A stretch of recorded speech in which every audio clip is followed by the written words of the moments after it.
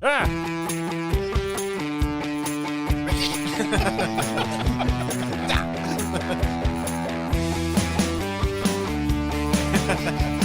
Start swinging on. Clean that off the rug.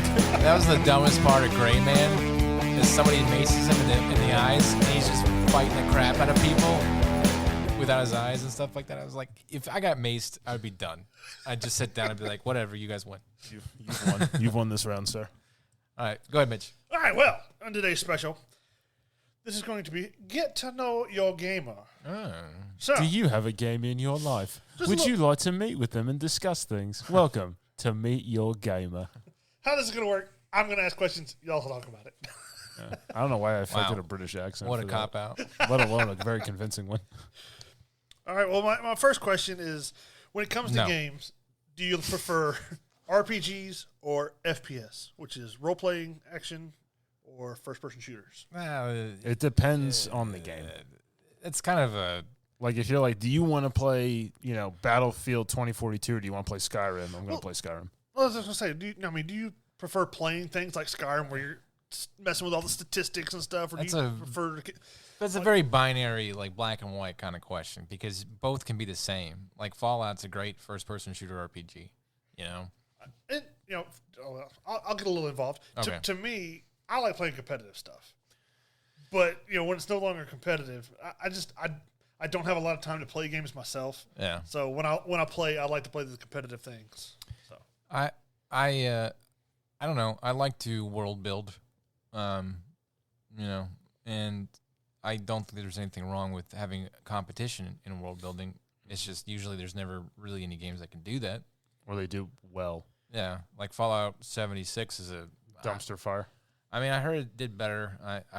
One of us should bite the bullet and actually play that game and try and give it another. I've never played a single Fallout game, so my opinion would Fallout's great. If you like Skyrim and you like Call of Duty, you'd like Fallout, I've only played Fallout New Vegas. which is a great game. It's the only one I've ever played. Yeah. I played Skyrim a lot.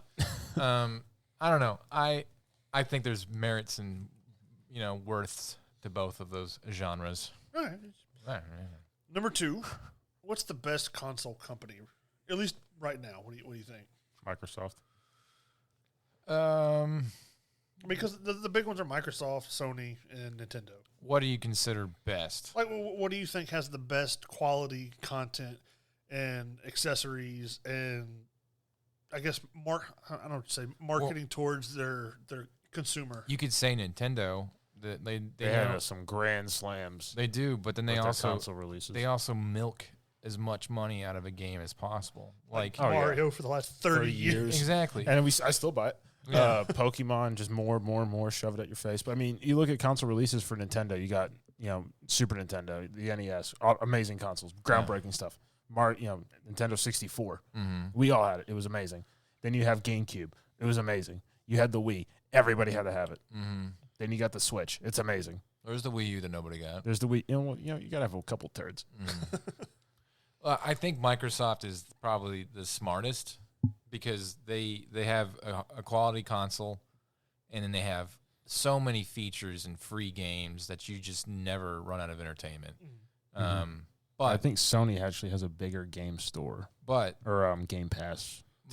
The Sony store. Stuff. But the problem with Microsoft is there's so much crap that on the Game Pass that you get maybe 1 out of 10 diamonds out of it, out of the rough. PlayStation has better standalone games that they hold very closely to themselves and don't want anybody else to play. You got to buy a PlayStation for $900 in order to get it. PlayStation is very selective. It is, but it does have really quality games that I really wish I could play. I just don't want to spend $1,000 for a game system that's for a worth console. $300. Yeah. So, especially when I know there's been reported issues with the PS5s. No. After a year of release, Right. We haven't had any with the Series X. I think it's better now. I think the PlayStation's come a long way. I think it has. They have they call them soft upgrades for the.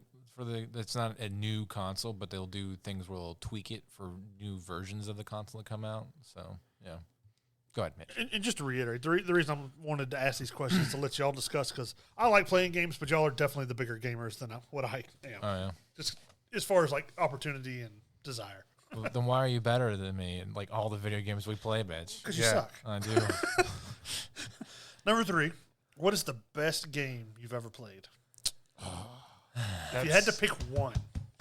Okay, does that include like the first experience that I had the most fun with, or is it like to this day, I would pick this game to be stranded on an island with? Yeah, if you had to pick one game to be stranded on an island with, what game would you want to play? You can only play one the rest of your life. Well, I guess Breath of the Wild. I'd say probably Skyrim. Yeah, because Breath of the Wild is Zelda Skyrim, and I grew up playing the Zelda games, and I was just every time those games came out, it was like a new phase of my life where it felt more real and more ingrained into my my psyche, my id of like in understanding video games and whatnot. And then Breath of the Wild was like the catalyst of making that into the most, it was age appropriate for all ages and stuff, but it was also like the most involved Zelda game that took all the best from the previous generations and all the best from other games and made it into an even greater game. So, yeah. Skyrim. It's amazing. Yeah, you should play it. No, Skyrim, it's just such there's such a wealth of stuff to do that even after like 4 playthroughs, I come across something I never came across in the other 3. Yeah. And it's like, oh, and then all of a sudden you're down that rabbit hole. And right. then, like, it's a whole new world almost every time. And, the amount of characters you can start out as or do and customization. Right. And how you can tailor your character. Yeah, it'd be interesting. They got some well worked out sciences to some video games, but then they re-release it 15 times over. And instead of making a new game like Elder Scrolls 6 or because it's been 11 years. Yeah. Now the Starfield game I think has potential, but don't pre-order anything. Yeah. Mitch. Well, I'll go ahead because y'all were kind of talking about that. I'll skip down. What are your thoughts on full price game remakes like The Last of Us that just came out? So, what is the remake? Is it just better graphics? Yeah. Should be half. That's what a lot of them are like. It should be $30. They remade the original Call of Duty 4, stuff like that. But they also had. But that was a full game because it was online as well. You had multiplayer. Yeah. But it's still the same game. So they added stuff to it, but that and it's like because what Last was just a single player game. Yeah. Or is it co-op? But it's not online. But they do have a lot of new things to the game. Like there's new story paths and stuff like that. So full price, maybe not, but to have whole new content that you could DLC you can argue as a DLC with a graphics upgrade. Yeah, maybe. Okay. Let's see. And when you play games, like say you can't play with your friends. If you were playing a game, would you rather play a solo game or a multiplayer? What's your preference there? If you just had to play with randoms. Solos. I don't like meeting people. I don't know, So I'd probably say solos. But, the devil's advocate, like I've played a lot of games where it's just a lot of people just suck.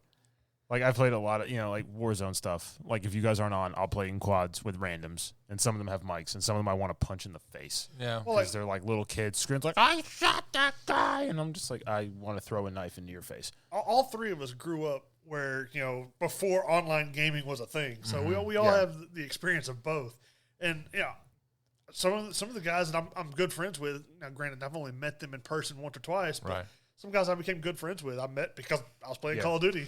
Well, don't get me wrong. Like I some of the best memories I have in video games was playing World of Warcraft and doing crazy stuff with strangers I've never met in real life. Yeah. But, it just doesn't gel well with today. I think I'm more antisocial and cynical about people today than I've ever been. Yeah. I don't even wear my headset unless y'all are online. Exactly. Because you just want to be comfortable. You get so few precious hours to enjoy. I think the pinnacle of the meeting people, playing with a lot of people, like World of Warcraft was huge. Modern Warfare 2, like everybody had a mic because everybody was talking a mad amount of smack at the other people and saying things that would make people blush.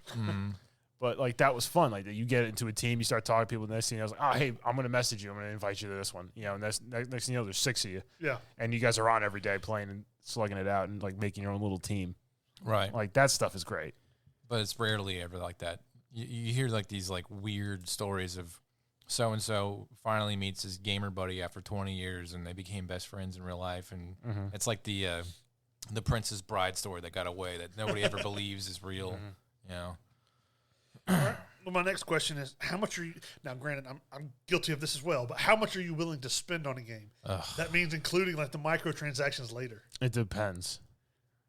I think depends on if it's Call of Duty. It depends on if it's Call of Duty. Because like Skyrim, like there's no store, nothing like that. I mean, there's mods that you can download. I think some of them you have to pay for, but I never did. So I get it from a game developer standpoint. If I put a game out for $60 and I'm constantly putting content that's new out to this game, okay, and people are enjoying playing with it, and you know, if I put something into the game that you could spend money that doesn't break the game, you know, but you want to look cooler or look different, you can spend some money to get it. Battle passes, I hated at first. I think they're genius now because it's cheap and it's something that you can work to earn to unlock. It's a real-time goal. Right. Yeah, it gives you rewards for actually playing as opposed to just... As opposed to spending $20 to get an unlocked gun that has everything attached and it's going to break the game. So if you got people who are constantly working on a game past development to put content out, then you can find ways to get a little bit extra dollars here and there from somebody. And if I'm spending 100+ hours over the year to play this game, and they have something that I think is interesting, what's an extra couple? What's a extra couple dollars? Yeah, what's a Starbucks venti coffee for me that day? You know, so I'll tell you again, that's probably doing a great job of that is Fall Guys. Yeah, like they have their battle pass. There's stuff that they put out that we've equipped, and nothing breaks the game. Nothing breaks the game. Nothing makes you faster, better, blend in, whatever. It's just whatever. It's your personal preference. And then they have a store where you see stuff that it's not going to do anything to affect gameplay. Right. You just go, hey, I like that. Yeah. And some of it you don't even have to spend real money on. Right. It's just stuff you've accumulated by playing the game. Right. Yeah. And I'll kind of combine this with another question, like DLCs. Generally, do you think they're worth it? You know, if it's a game you like, so is it worth buying? Skyrim was the first like negative DLC that I can remember because it was one, Dragonborn or no they had in Oblivion, not Skyrim, Oblivion. They had a DLC like a horse armor pack. It was like $9, and people thought it was a DLC, but all it was just armor for your horse, purely cosmetic. People were pissed because they advertised it as a DLC. Yeah. So they spent money to have cosmetics in this game. You know, today, that wouldn't be that big of a deal. But back then, people were like, why did I spend money on something that serves no purpose for this game? Yeah. You know? But then Skyrim had their two. They had 3 DLCs. So Dragonborn, something else, and then Hearthfire. On average, a video game should be roughly 60 to 80 hours to beat. And you feel like, and you know, if you go balls deep into it, you can get over 100 hours, okay, to get everything completed. A DLC, if it's $30, it should be roughly 30 hours of extra game, you know, content. So that's what I mean. You got games like Destiny that it's been going on for years. Now some's a little better than others with their DLC, but you know. If it's the same thing on a different map, is it worth it? I don't know. I don't think so. But some people are all about it. If you're gonna get my money, I got to come back to play something new, you know, to do something I haven't done before.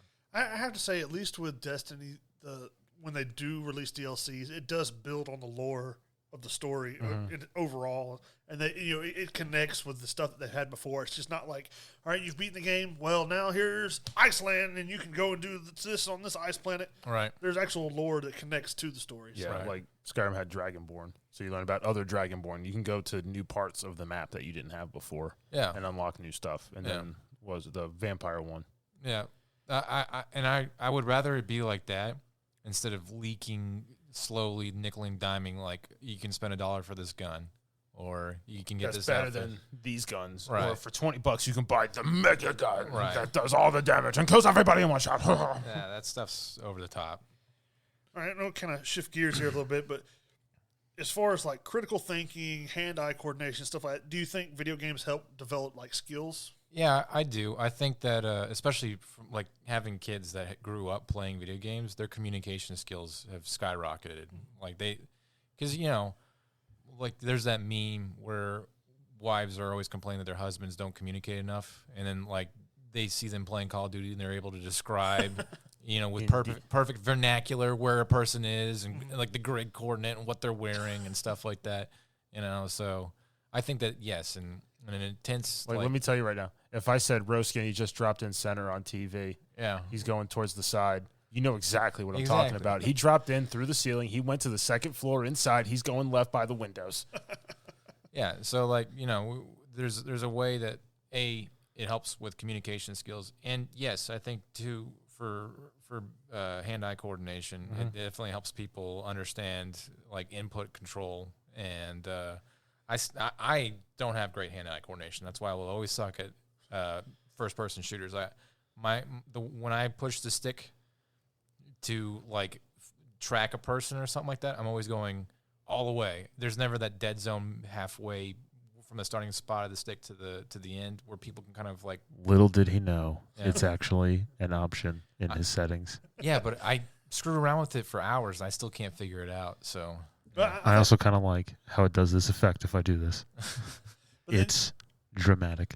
Then you also have like the critical thinking skills where, like, you know, and stuff like Call of Duty, you've got to outthink this other person. Right. But then you have games like Assassin's Creed where, you know, you got to figure out the grid pattern that these patrols are walking and find a way. And, you know, so I think it does help with a lot of that puzzle stuff. Games because Zelda, I grew up with Zelda. Yeah. Puzzle games have always been my bread and butter. And I feel like I'm kind of above the curve when it comes to like really hard, comprehensive puzzles. And I can remember details better in the beginning that help kind of lay the groundwork for the puzzle that you'll have to remember later.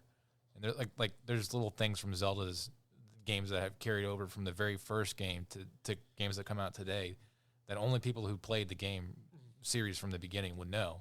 And, you know, like my son will be playing and he'll be stuck. And I'll take the controller and I'll show him what to do. And I'll be like, how'd you figure that out? I'm like, you just got to play these games, man. Eventually you're going to hit the wall like I did, and finally you'll figure it out. The next part is originally, like a lot of times when people say, "Oh, he's a gamer," or they're a gamer or whatever, you think male. Well, like, how many females did you know that played games when you were growing up? So, I went to an event with families today, and I dropped my daughter off to her age group, and they were playing Smash Brothers for the kids, and all of them were girls. And I was like, you go in there and you wreck those kids. You show them what's up.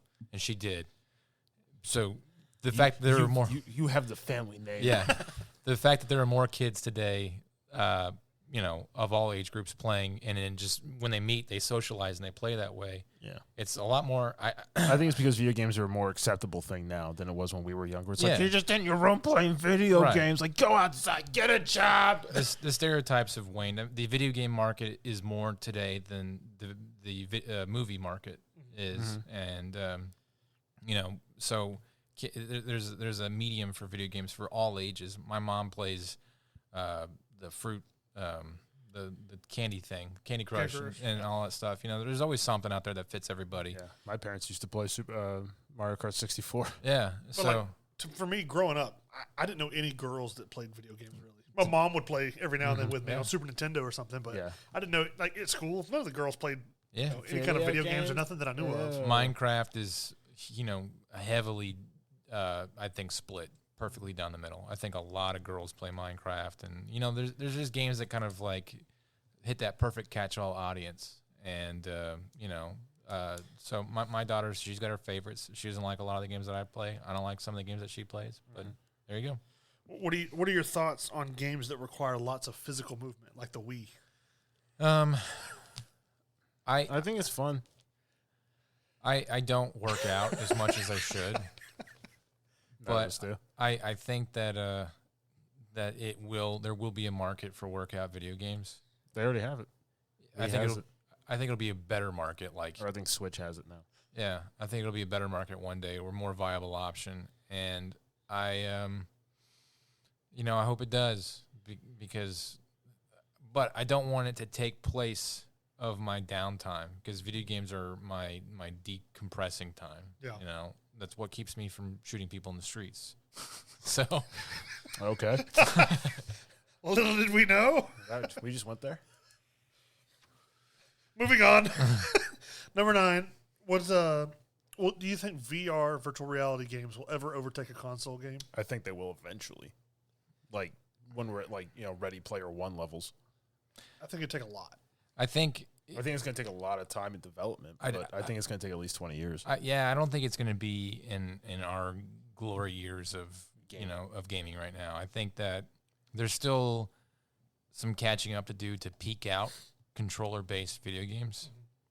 Like, and we don't know what the next big thing in controller gaming is right. going to be. Well, we've talked about in the past things that we wish we could see. We wish we could see more players interacting in open world games instead of having server-based where it's like 60 players, blah, blah, blah.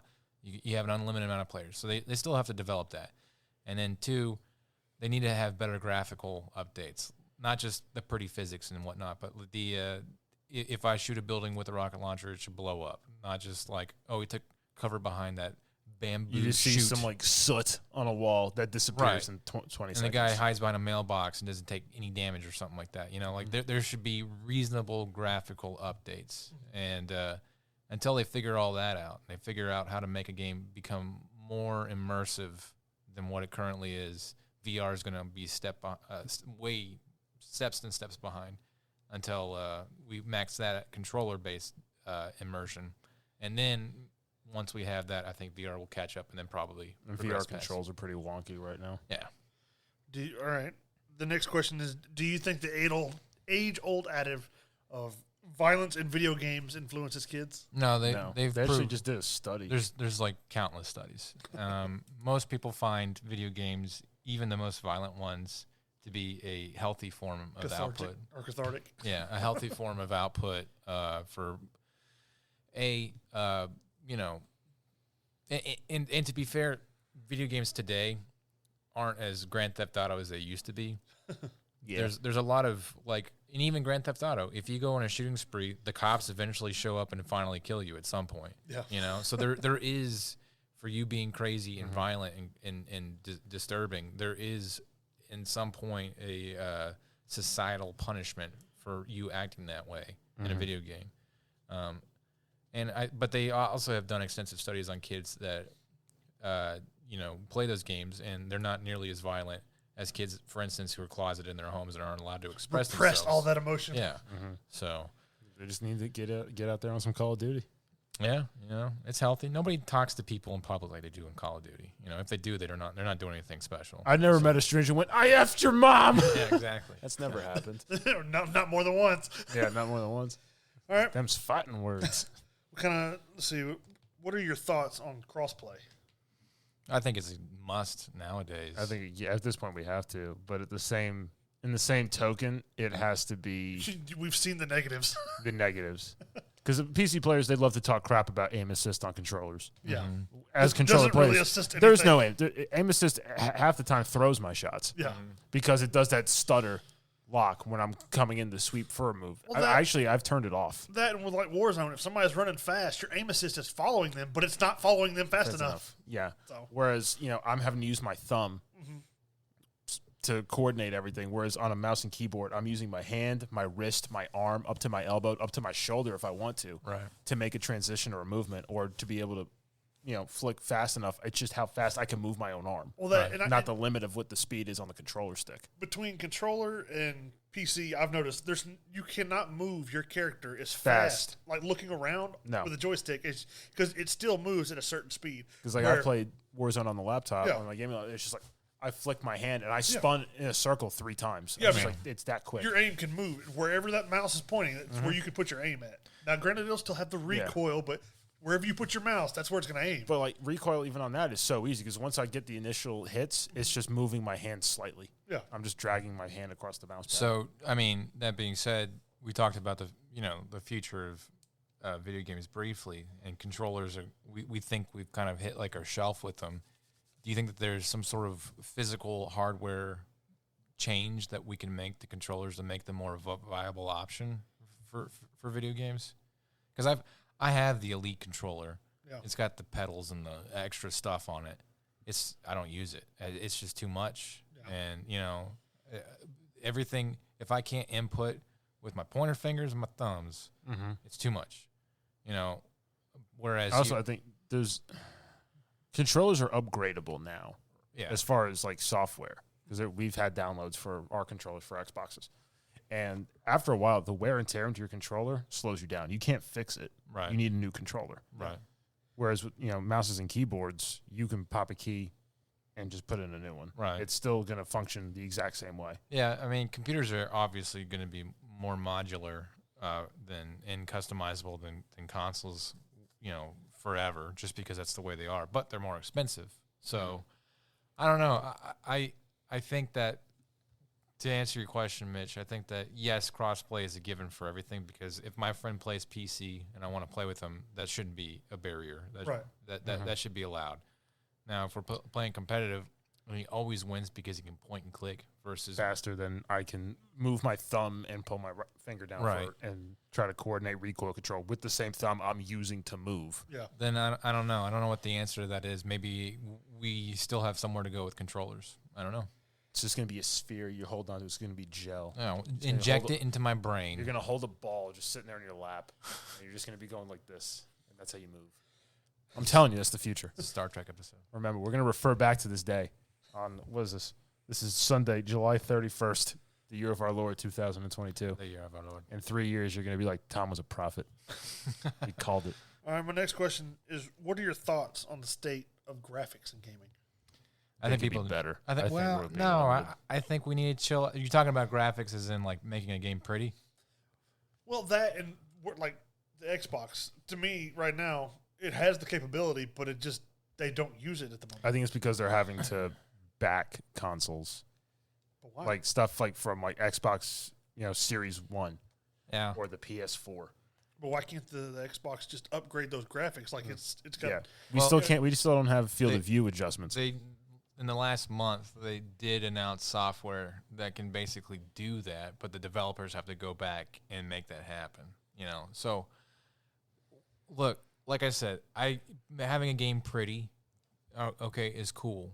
There are plenty of pretty games. Yeah, Elden Ring, pretty game. There are plenty of pretty games that work, but if the gameplay itself is not immersive, then it's not fun.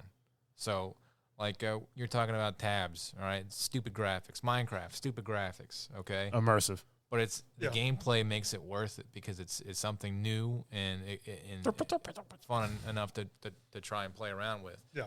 So, gameplay over graphics. All right.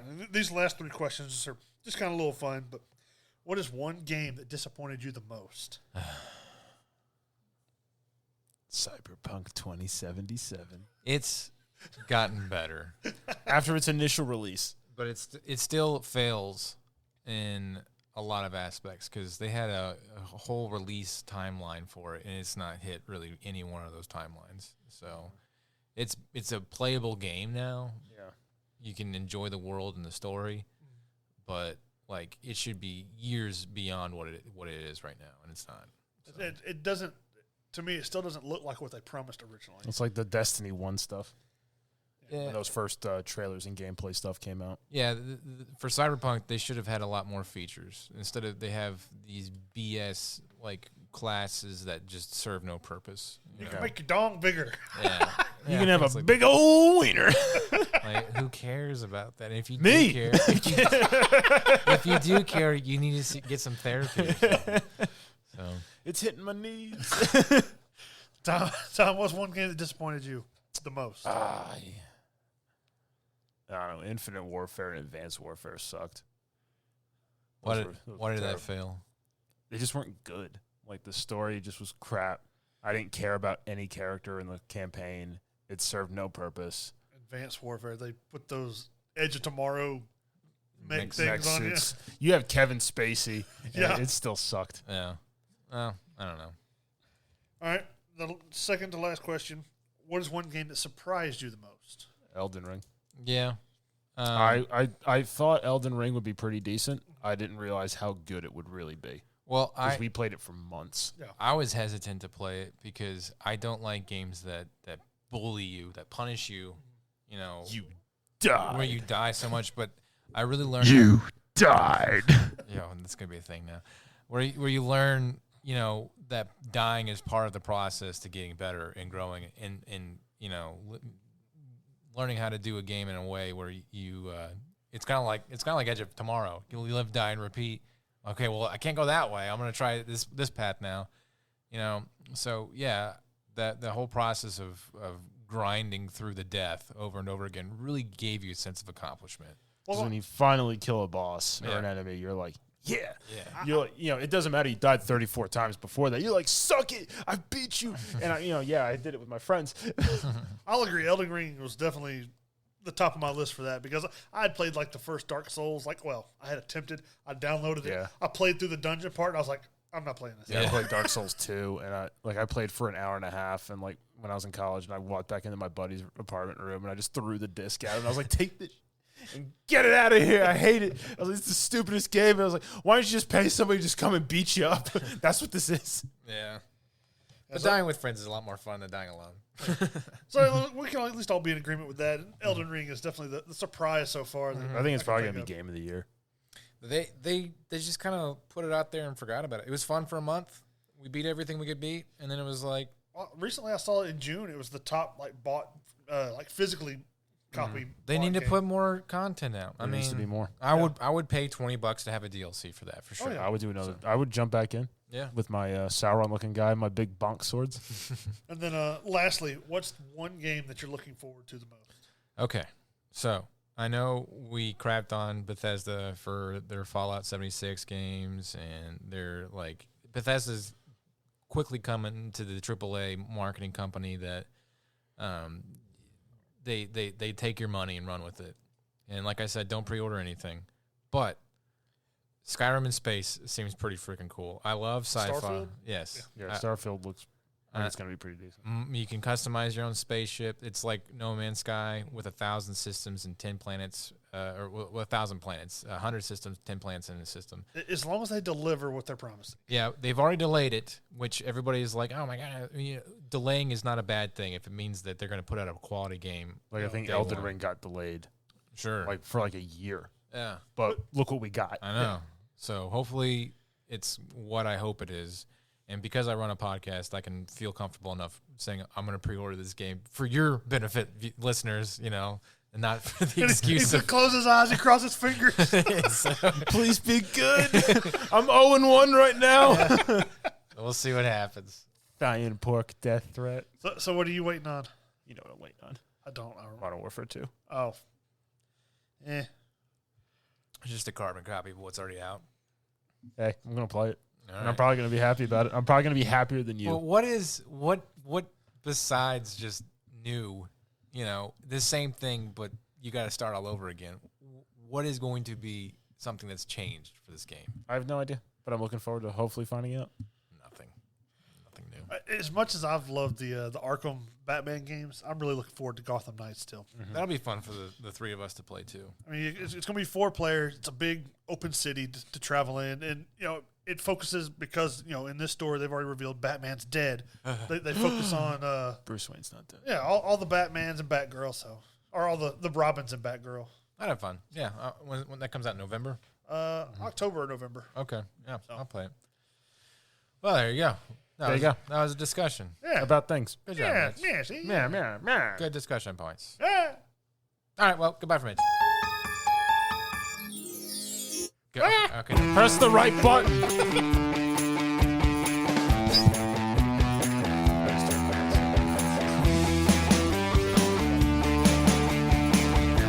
In a world